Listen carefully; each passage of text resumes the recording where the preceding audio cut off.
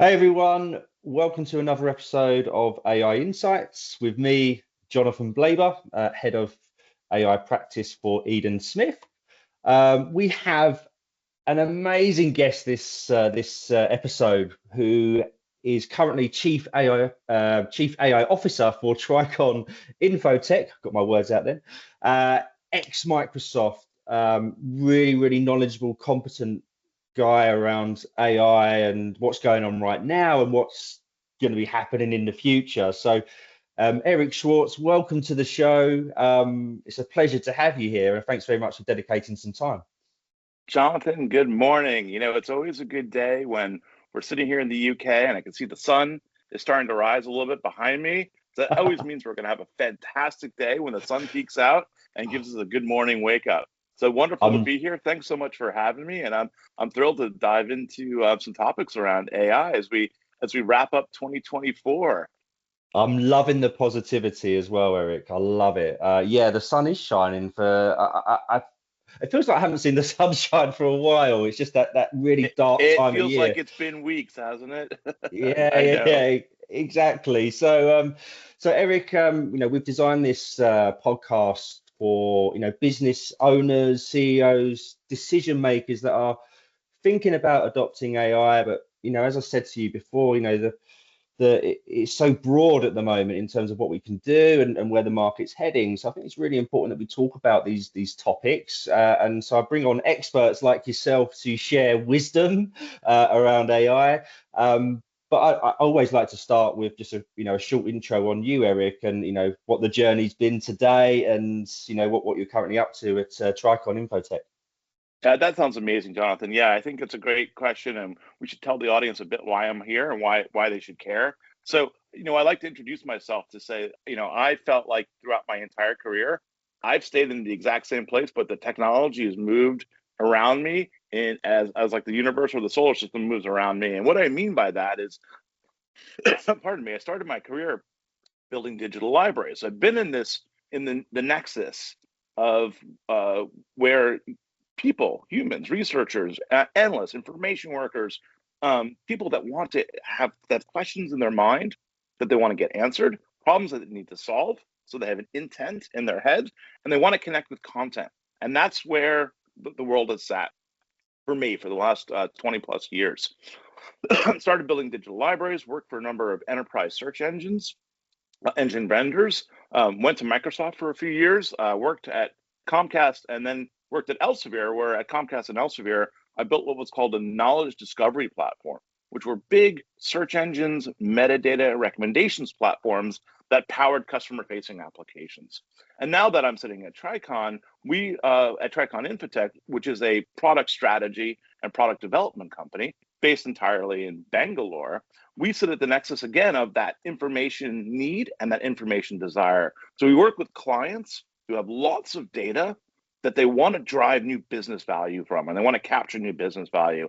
Typically, that manifests itself in the form. Excuse me, my coffee's not quite kicked in yet.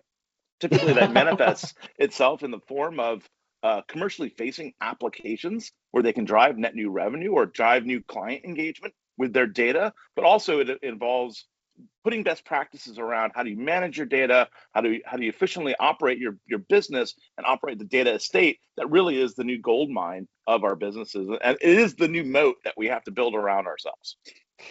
For sure. How long have you been with the business now, Erik? How long have you been with Tricon? So I've been with Tricon for just a little over, just almost a year. I joined back in Yeah. April of this year, so it's just been a short amount of time. But we're already starting to see some incredible impact as we start to think about AI and how AI is going to impact the clients and the applications we build. AI today is very much a conversation starter, right? Everyone comes in and says, where's AI fit into my product? How do I make AI sit, in this? We have this urgency. If we don't figure out where AI fits, we're going to fall behind. And that's where we like to sit down and engage with our clients and say, yes, AI is great. It's a whole new set of tools. It gives us a new set of capabilities, but let's ground ourselves in the most important things, which is what's the business value we're going to get out of this data?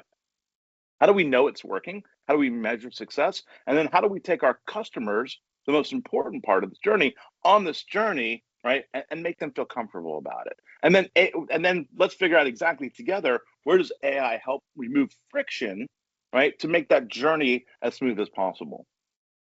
Yeah, I mean, you're doing some amazing work and some really important work at the moment because, I speak to CEOs, CDOs that are just overwhelmed with AI and its capability and what it can do, but also the risk element as well of, you know, should I be the first one to do it in my industry or it's a risk, right? So is there any advice that you give to, decision makers, senior leaders that are looking to adopt AI in one shape or form? Would you typically go in there and give a certain bit of advice to these decision makers? Yeah, no, I think it's a question that's on the front of everyone's mind, Jonathan, and it's super important that we address that at the get-go.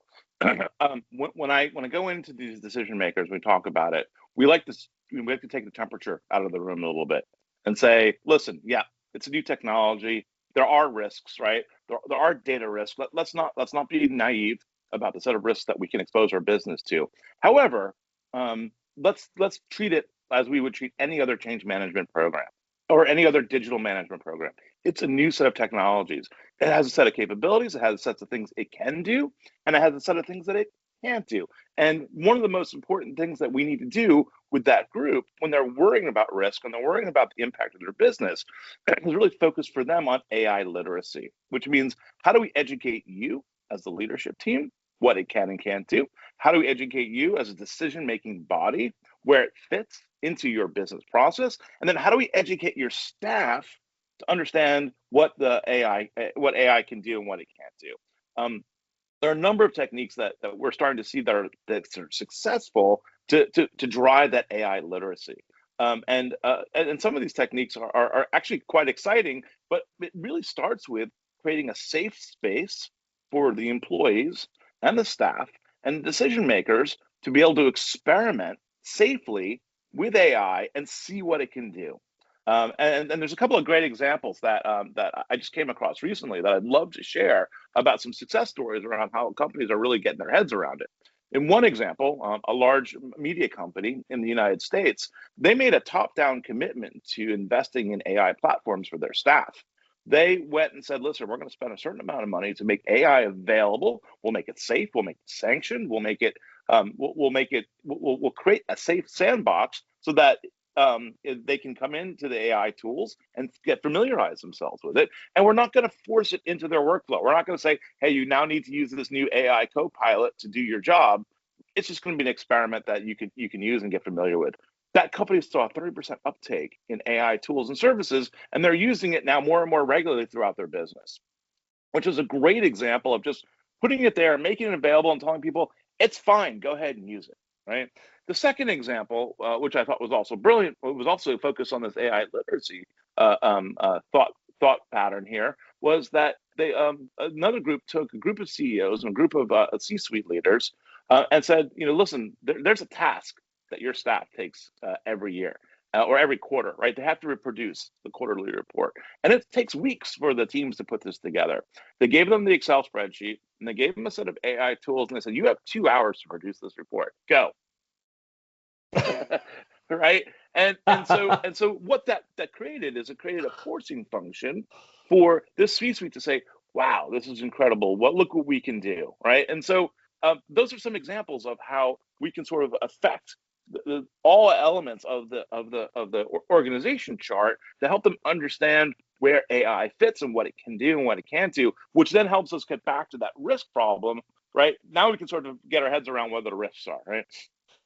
I love And that. and Yeah, I, I don't want the to I don't safe want to space. I love that. The safe space that you mentioned as well. I think it's really because it's getting everyone on board, right? It's getting everyone to see that AI is a friend, not, it's not here to take away your role. It's here to, give you more time to do better tasks or more that more enjoyable tasks. that's exactly the right way to frame it up. I think it's a lot of staff are worried that AI is going to come and take their jobs. The reality is AI is a tool that we can use to make our staffs stronger. We can augment our staffs Yeah, a hundred and augment percent. our So talent. yeah, exactly. So, we were talking earlier about some of your predictions for 2025, and I'd love to share that with the audience because I think everyone's just a bit obviously excited, but curious as to what could potentially happen in 2025. So don't Oh worry, we yeah, won't no. hold you to this, by the way, if it doesn't happen. But Well, I it's a certainly feel prediction, that there's right? a So we're looking into our crystal ball. So you never know what will happen or what won't happen. But I have four predictions, and we'll share a link to an article that I put up on LinkedIn as part of this blog when we put it out there. But I have four main predictions that I think are going to happen in 2025. Let me run through each of them at a high level quickly, and then we'll come back and we'll talk about them in a bit more depth. So first and yeah. foremost, we're going to see agents and agentic pattern behaviors out there. That's the first one. That's a big one, and we're seeing a lot of patterns. You've got everyone really talking about agents at a very high level, and that's going to be a big part of the trend for 2025. The second trend, which kind of gets into the whole AI literacy bit that we were just talking about, is this notion of enterprise AI. Enterprise AI is going to start to take off inside of large organizations, and that's going to be the second big trend. The third trend we're going to see is about model specialization. And then the fourth trend is really about coming back to you and the individual and the talent and your jobs and how it's going to affect your jobs. Those are the four big trends that we're going to see. We're going to see an evolution. So let's dive into each of those one at a time, shall we? Please. Yeah, absolutely. So what's an agent, right? First and foremost, what's an agent?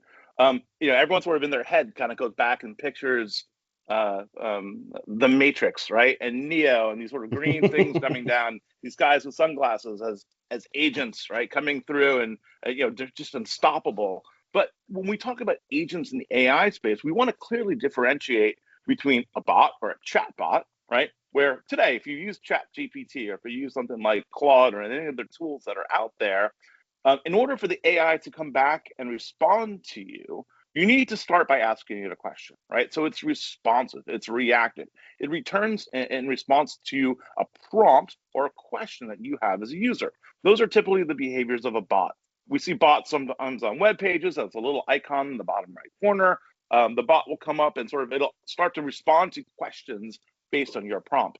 Now, an agent, what's different about an agent is that an agent will work autonomously. So it will be given a task, it'll be given a goal, and it'll sit there automatically and be able to go figure out how to solve that problem by itself without any additional prompts. And so it'll be autonomous. It'll be able to reason. It'll be able to say, hey, am I going down the right path or am I going down the wrong path? Do I have to course correct, right? It'll challenge itself. It'll self-correct. And it'll keep working until it solves that problem for you. It solves that goal. So it'll be very goal-driven. There's lots of different workflows that we can start to see where agents will start to become prevalent.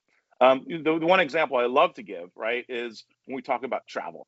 Right, everyone's gone on a holiday. Everyone's gone on a vacation, and it's a lot of work to coordinate travel schedules and finding the right bookings and getting a flight booked and getting a hotel booked and then getting all your transport booked, right? So logistically, you have to think about every step along the way, right? And you have to sort of organize that plan. We used to hire travel agents to do that for us because it's a complicated thing.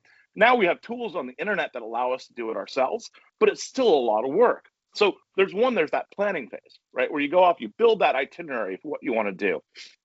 However, like that planning phase only accomplishes sort of the major milestones. Where am I going to go? Where am I going to fly from? Where am I going to stay? Right? Those are it. But we have days to fill in while we're on that journey, while we're on that itinerary. How am I going to pass my day? Am I going to a ski resort? Do I need to book skis? Do I need to book a lift ticket? Right? What about food? What about drinks? What about taking a rest? Right? So there's lots of detail that has to get planned out along the way. So this is an example of where an agent could be an incredible assistant to you. You can simply say to the agent, I want to take my family on a ski holiday, and my dates are 25th of December through 3rd of January. My budget is X, like I want to spend no more than 5K. Here's what I want. Here's what I've allocated to it. Go ahead and do that for me. So the agent will go ahead and say, okay, I've got these parameters. Here's some great places that I can find for you. I can organize the flights for you. I can organize the hotels for you. I can organize the ski list for you. I can do all that planning phase up front, which is a key part of agentic behavior. But then, okay, so the day arrives, we've got our flights booked, right? And how often do you go and you're saying, okay, let's call a taxi or let's take an Uber into the airport? What terminal am I going to? And you're looking at all your stuff, and I can't even figure out what terminal I have to go to. So as you're going through that journey, the agent comes back and will be able to say, all right, it's time to go. I've booked your Uber for you. The Uber already knows that you've got to go to Terminal 2 because you're flying on British Airways, right? So it's going to know along the way. And by the way, you've got 2 hours here, so why don't you get yourself a cup of coffee at Nero?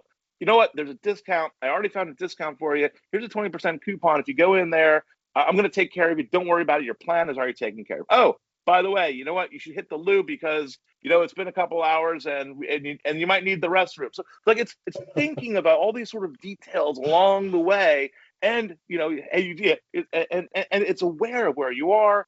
Oh wow, okay, I see that we'd originally planned to land you in Geneva to go to fly to ski, but there's a snowstorm happening. So you know what? Let's, instead of taking the bus up, we're going to take a train because it's a lot safer for you. So we have the ability to now adjust our plan along the way based on weather conditions, based on based on the things that are happening in the journey.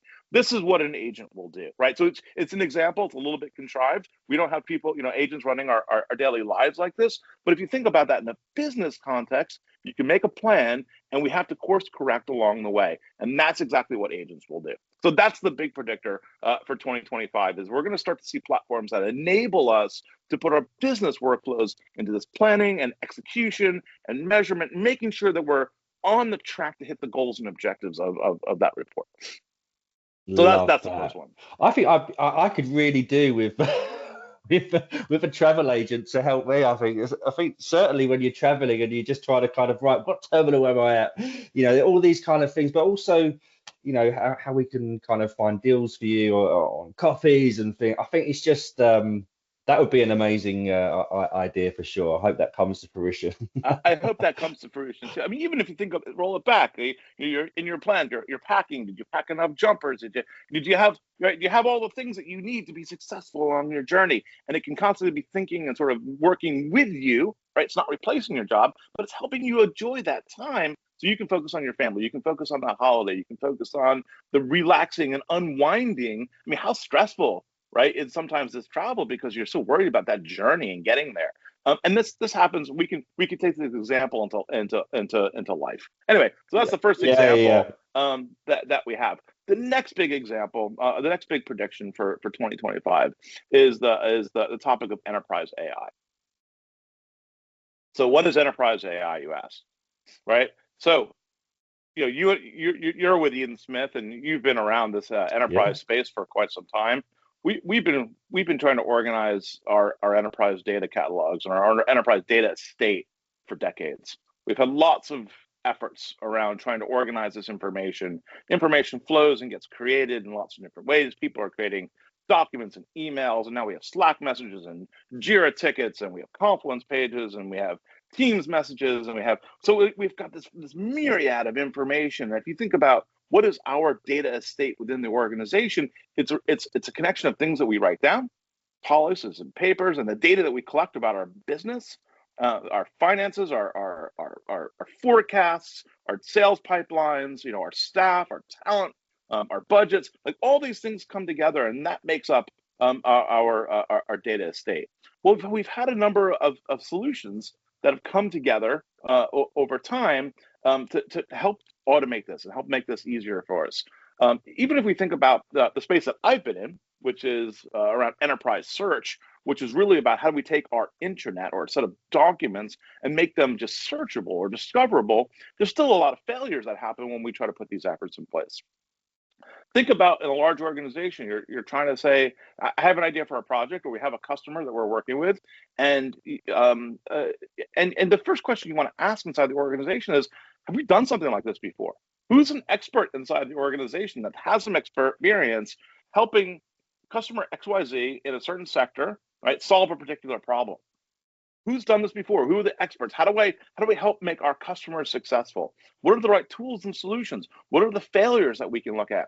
And so these are all things that we need to think about when we think about how enterprise AI can help us. Well, enterprise AI is now starting to show up. We talked a little bit about this AI literacy use case, where now where customers are worried about their data leaking out or being absorbed into these large-scale AI models. Well, by building enterprise AI, we create these safe places that allow our employees to get access to the information they need to get their jobs done.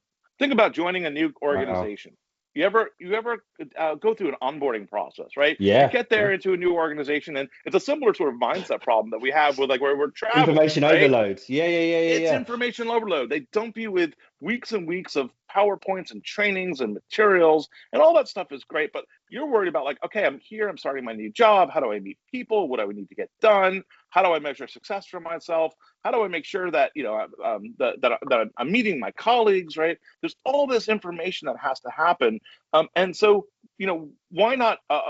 Let's allow enterprise AI to take over, have all that information, because the reality is you can go through it, like for example, you can go through a training process, right, which will tell you about what are the right policies for accepting gifts, or having organizing a dinner, or making an expenditure, right? What are the things you can and can't do?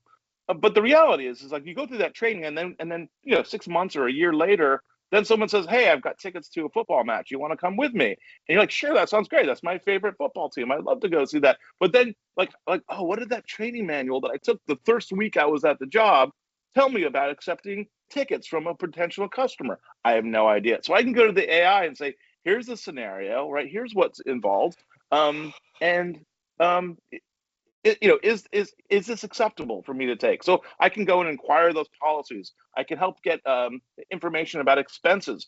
So I don't have to call up my HR person who's overwhelmed and overloaded. I Yeah. can just simply ask the AI, where do I do it? How do I find people? How do I find experts? And what those will look like is they'll look like an information portal where I can effectively sit down, I can ask any question I want, and the AI will know based on who you are, what rights you have, what access you have, where to go get that information, and bring it up to you in a way that you can understand it. That's what enterprise AI will be all about. So it'll drive literacy, it'll drive information, and it'll drive accessibility, and it'll drive empowerment within the organization. It's mind blowing the power that the AI has and the capabilities. I'm just literally in awe of what the information you're sharing as well, Eric. I'm really, really appreciating this. I'm sure the listeners are too. So we have the AI agents moving. We have enterprise AI. What's your third prediction? So the third prediction is around model specialization. And so what this means is that we're going to start to see different AI models and different AI tools. I noticed there's a bit of sun that's behind me, which usually doesn't happen. We're not used to sunlight, Eric. Don't We're worry, not it's used to fine. sunlight and having to deal with that. I might have to alter my position a little bit so I can get better on camera. Let me do this a Yeah, bit. that's cool. Oh, I'll well pivot done. a bit so I'm not completely just a shadow You talking here in the you're a natural, background. Eric. I tell you, you just adapt to the situation. I love it. Well, thank you, Jonathan. That's so kind of you. So the third one is our model specialization. What do I mean by model specialization? Already, we're starting to see that certain AI tools are better for certain things.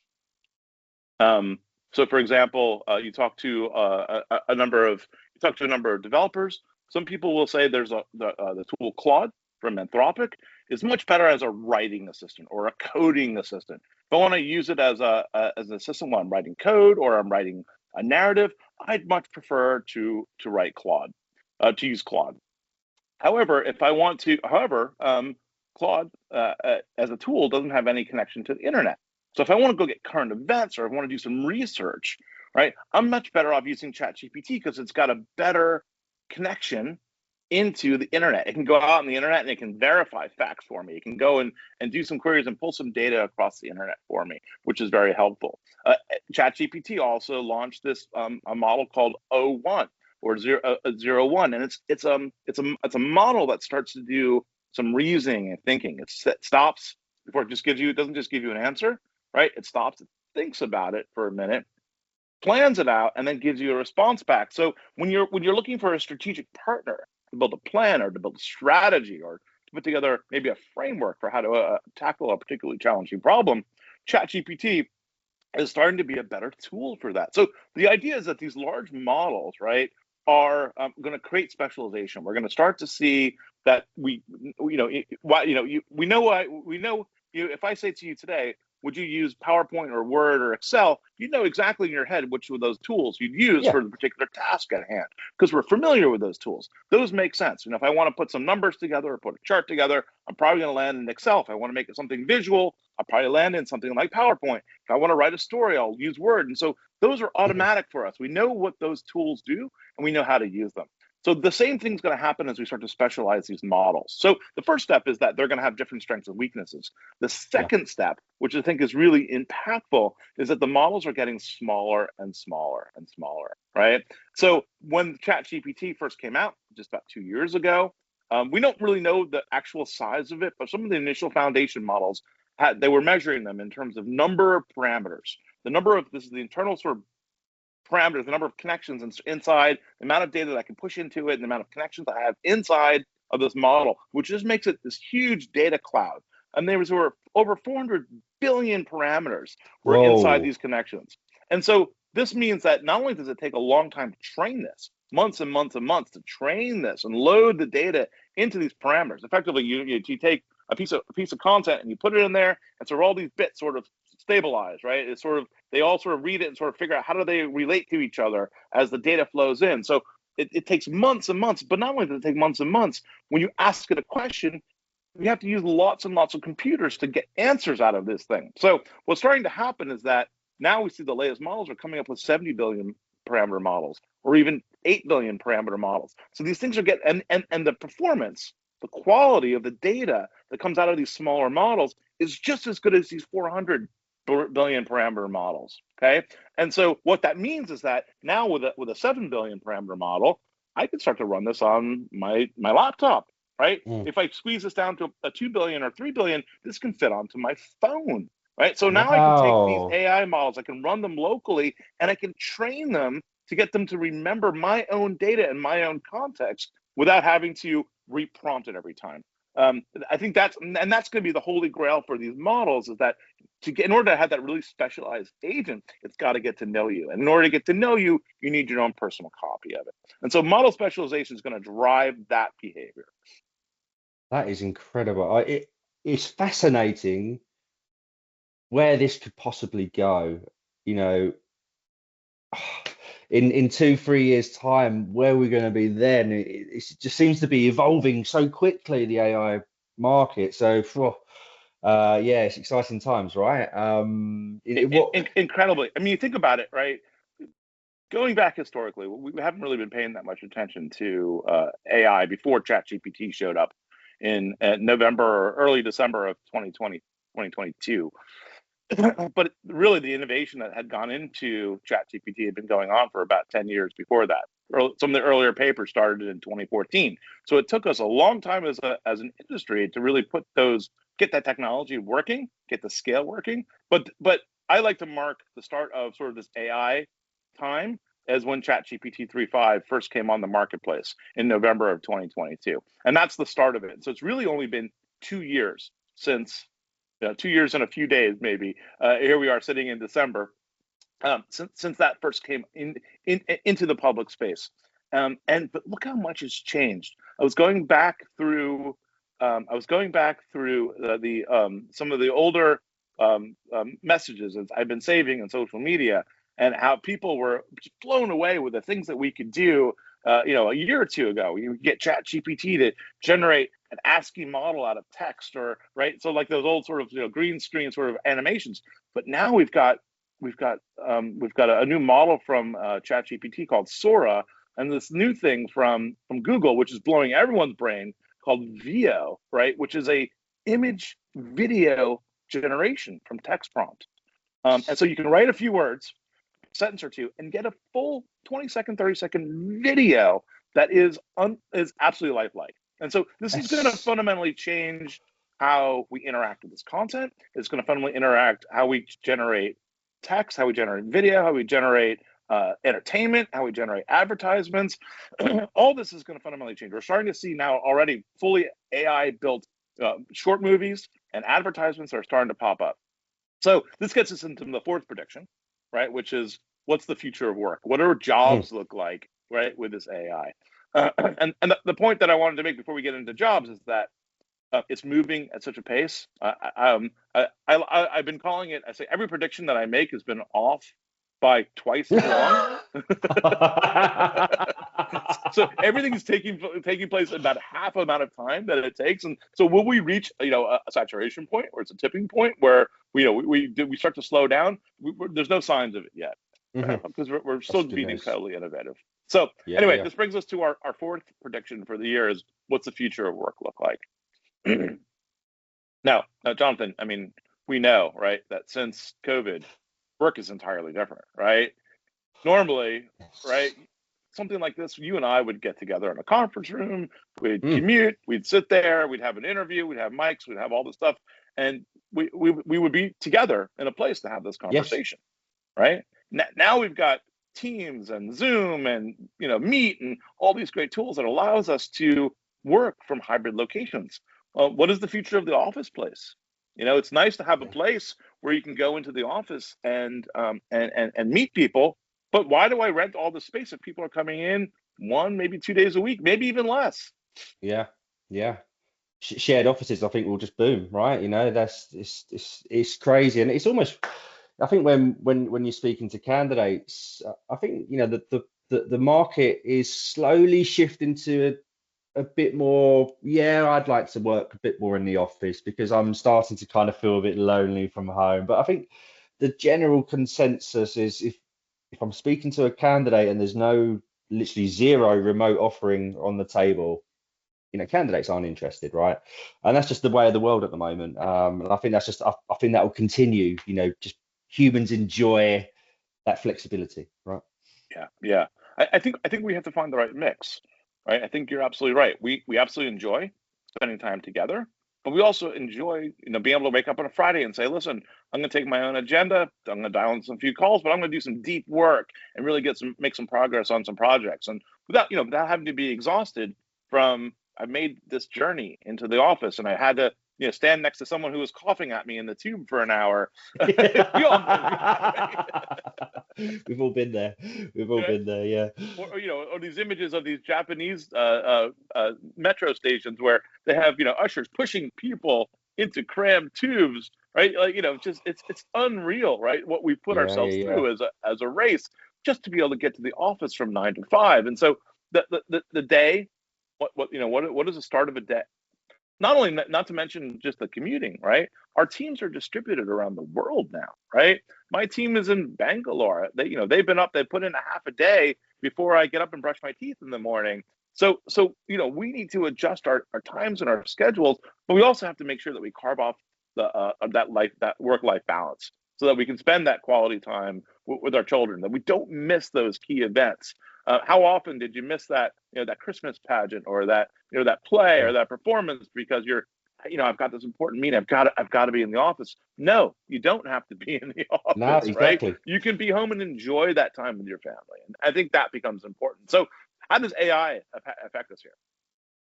Well, let's be frank. We will see jobs go away.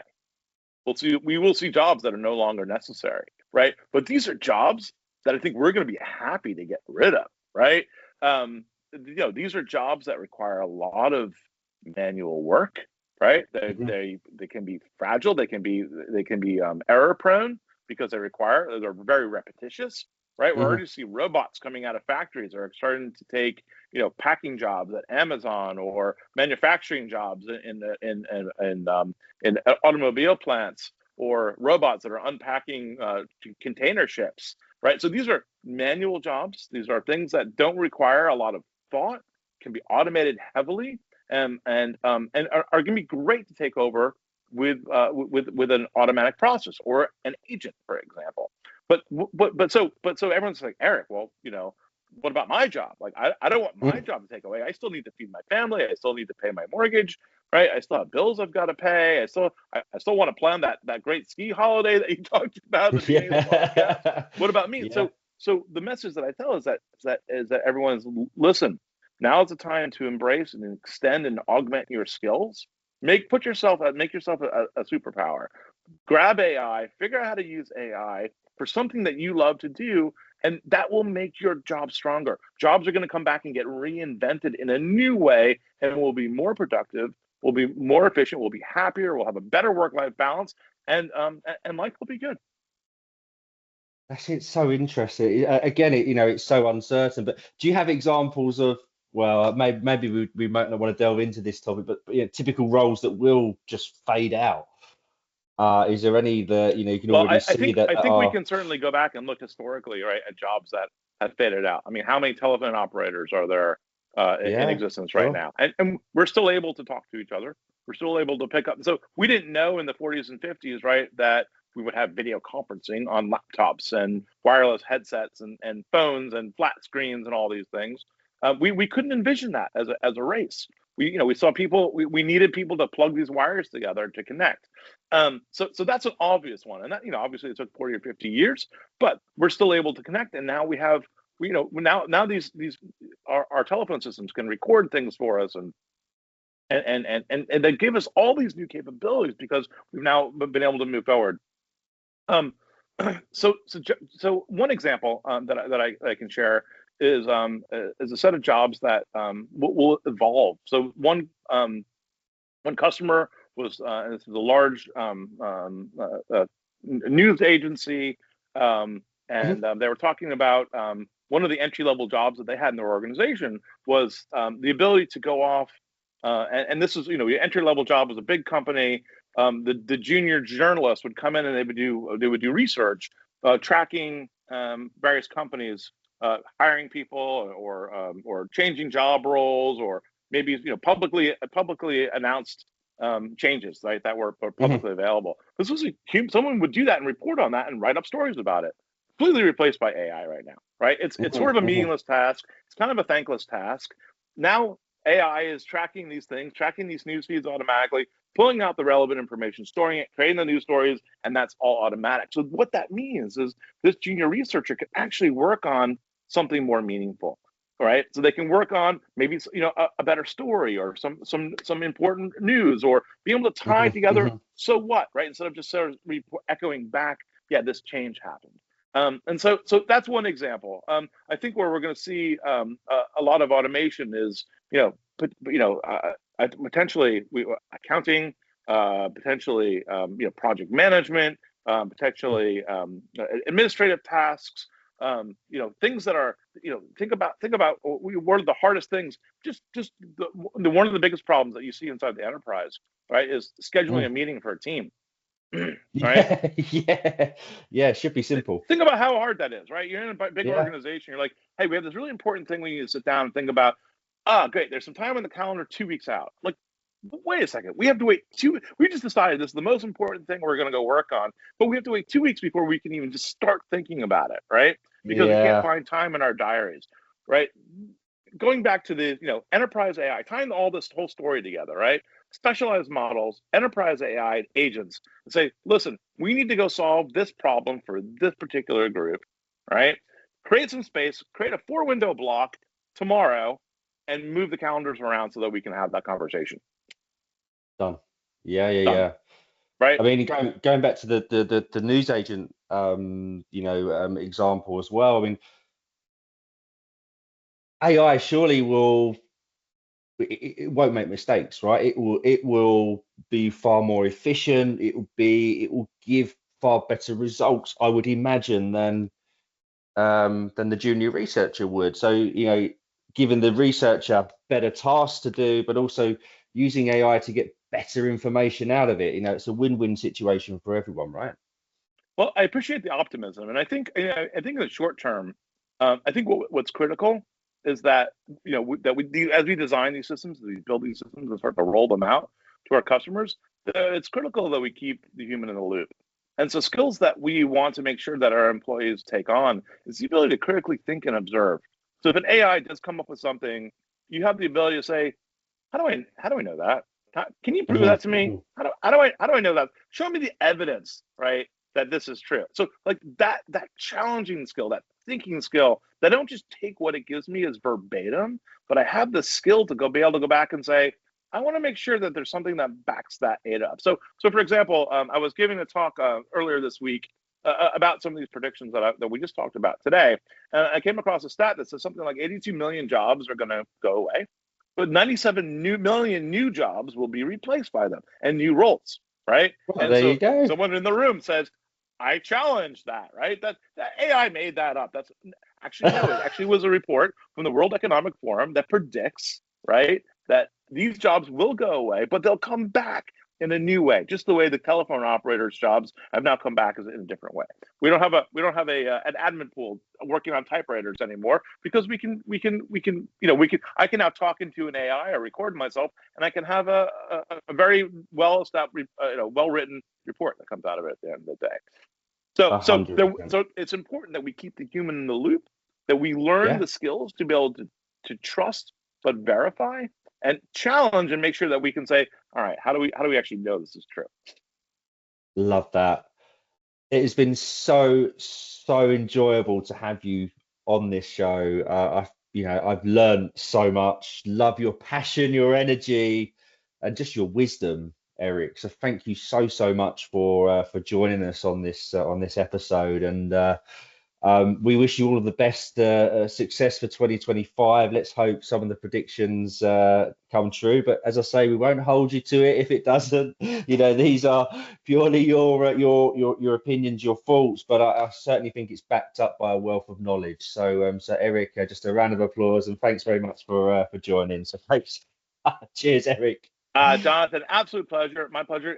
I hope you can come back and we can challenge these things. Let's take a look. Maybe it would be great to kind of do a follow up in 6 months or a year to see how many of these things are actually on track, or how many of these things are actually, do we have to course correct? Because we're going to continue to learn over the next 12 months as well as what's going to work and what's not going to work. But my absolute pleasure. I would love that, absolutely Erik. great to chat with you this morning. We'll talk again soon.